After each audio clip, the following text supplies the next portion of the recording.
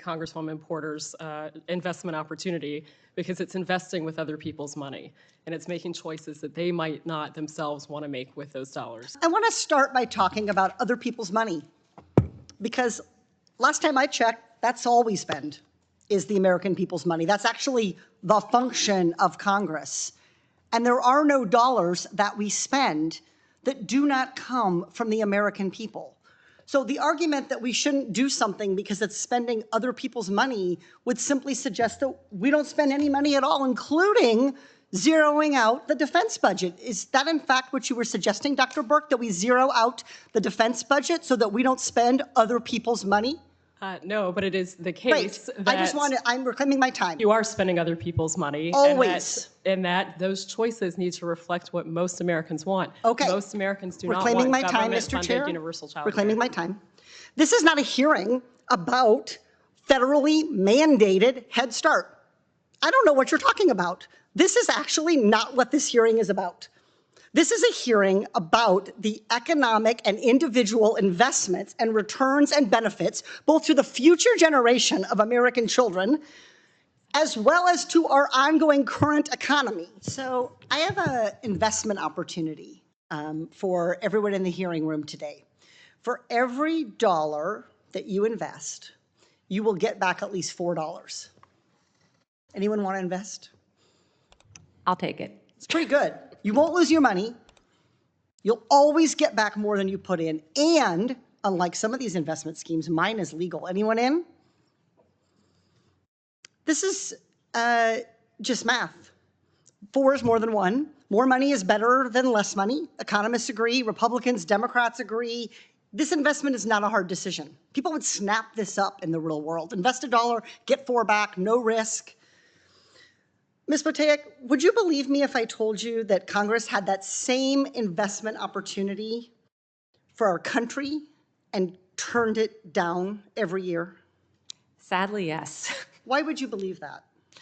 Because we know that the science is there, that when we support children and families, especially starting at birth, that it yields long-term and outsized benefits for families and for our economy. And yet, here we are over 50 years after Nixon vetoed universal child care, still with families struggling to find and afford care and providers making poverty wages. And I think you gave earlier, what is the total new estimate of how much this would generate for our, if we had affordable child care, full access to child care, what would this generate for our economy?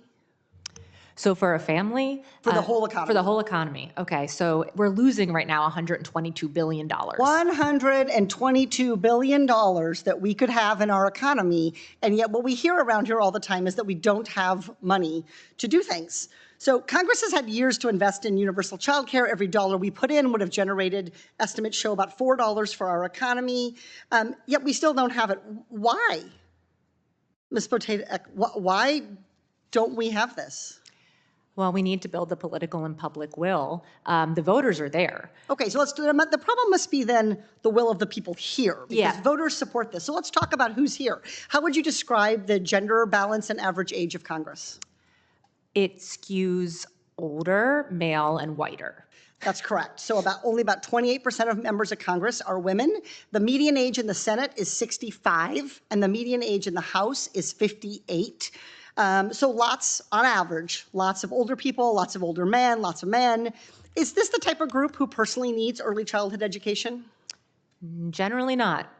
Generally not. So early childhood education won't benefit many members, the average member of Congress. Most members' kids are grown, so they don't have to care about where their kids are going. And even when their kids were young, most members leaned heavily on their wives, and I say wives because most members are men, heterosexual men, to juggle their kids' schedule. And frankly, there's a lot of rich people in Congress who didn't have to worry about how to afford childcare or how to navigate the system because they were wealthy. Too many in Congress don't get it because they never had to live it. So this leads to the familiar policy pattern. The older men collectively, that's our Congress, not to take away from any individual champions, including Representative Beyer and Senator Heinrich, but the collective body of older, richer men in Congress overinvest in things they understand, like the Pentagon, and they underinvest in things like early childhood education that don't personally benefit them, maybe don't even make sense to them, and maybe do not reflect how they lived their lives, even if they are big problems for the majority of Americans. So, Ms. Boteic, when institutions like Congress perpetuate longstanding social disparities for women like this, is there a term for that? I think it's called patriarchy. Patriarchy is correct. I would also call it structural sexism. When we say smash the patriarchy, when we say that structural sexism continues to permeate this body and this policy, our policies, that's what we're talking about. We're not imagining it. It's not about interpersonal slights. It is about what this body chooses to get done and to fund and to focus on, and what always ends up on the cutting room floor in legislation. Structural sexism is an age-old story. It's not going to go away by itself. It's going to go away because we make it go away. When we stop undervaluing the work of Black and brown women, or the majority of childcare workers, when we start recognizing that women can and must contribute to our economy if we're going to have a globally competitive economy.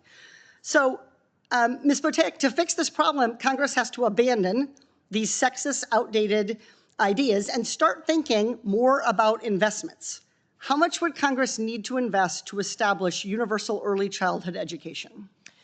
We've been advocating for $700 billion over 10 years to invest in high quality early care and education, which could easily be supported by taxing wealthy individuals and corporations. So you're advocating for $700 billion over 10 years? President Biden, I remember everyone proposed $400 billion for preschool and childcare, and yet that would have multiplied by 4, generated trillions of dollars for our economy. So all of our witnesses, everybody said that we'd take this bet, we'd quadruple our money if we could. So investing in early childhood education shouldn't be a hard call, even given the profile of Congress. We should all want to make investments that pay back. So if my colleagues are not moved by the clear economic benefit of investing in early childhood education, maybe they'll be moved simply by this single mom asking them to care on behalf of all the other parents of young children who are struggling in this country. I implore Congress to invest in childcare workers, and early childhood education. I want to just sort of start, do you think it's an accurate characterization to say that those with professional degrees are much, much more biased towards those family care models that depend on 2 earners at home and outsourcing childcare, whereas working class Americans have a much stronger preference for at least part of the time one of the parents or some other relative being able to care for the child at home? Is that an accurate characterization of public I opinion? think that's generally the case. So, just picking up on something Congresswoman Porter said earlier, there certainly obviously are all manner of ways in which Congress is not reflective of the American people as a whole. But of course, one of the ways in which Congress is not reflective of the American people as a whole is that we have a much different education and income skew than the country at large. And I guess one thing I'm sort of wondering is, has anybody talked about, just take the Head Start program, okay? We're obviously spend close to $1 trillion in this country on early childhood care. We have a lot of my colleagues, especially on my side of the aisle, tend to support what's called school choice, where you give families different options. And I wonder if there have been any significant proposals in your mind, any credible proposals in your mind, that would actually extend the choice model a little bit more broadly. And so, say for example, you're a professionally educated or working class person, and you would like to have every adult in the household working outside the home, and you would like to have childcare paid for by people outside the home.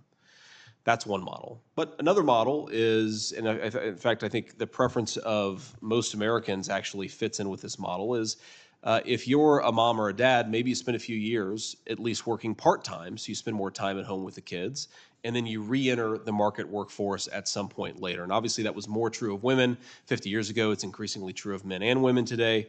But I'm sort of curious, have you thought of any school choice-like proposals that would not foist the professional class preference on everybody, but would actually give people some choices for how they care for their children during those formative years? Well, thank you for those questions. And if I could just, for the record, say I would not take Congresswoman Porter's investment opportunity because it's investing with other people's money. And it's making choices that they might not themselves want to make with those dollars. So There are lots of ways that we could deliver this. Like Representative Byer, I have had lots of different kinds of arrangements. Universal, to quote what Ms. Boteach said, doesn't mean the same. Universal means that the funding, the outcome, the choice is there and available. If we had universal health care in this country, and we don't, some people might choose to go get a colonoscopy every year, and a lot of people won't. It's the same thing with childcare. I personally have had my children in big corporate care. I have had them hourly in-home, part-time. I have had full-time live-in. I have been in a family-owned small business, and I have had in-home family-based care. All of it. And you know what it all was? Really helpful. Particularly as a single mother, because there is no other person. Senator Vance's hypothetical says that one parent might prefer to stay home. That's probably true. There's a lot of statistics that show that parents, men and women, have different preferences at different points in time. But what about the 10 million single moms? Where do they fit? Dr. Burke, where did you put your children in childcare? well, I'm not going to bring my children into this hearing, so it doesn't have any bearing on this. So Dr. it Burke, doesn't do you have matter. children? I do. So I'm sharing my story because my story is one that doesn't get heard in this Congress. Because you know how many single moms there are? One or two? One. Childcare, custodial care to help people who may choose all kinds of different options. I've had full-time care. I've had 3/4 care. I had when I had a spouse, he stayed home some years. That was how we fit the pieces together. But that's what this hearing is about, not jamming one size fits all. But if there isn't the money, there won't be the choice. That's why we see married parents saying they would prefer to stay home because they have the option to stay home. Single parents don't say they'd rather stay home because they couldn't.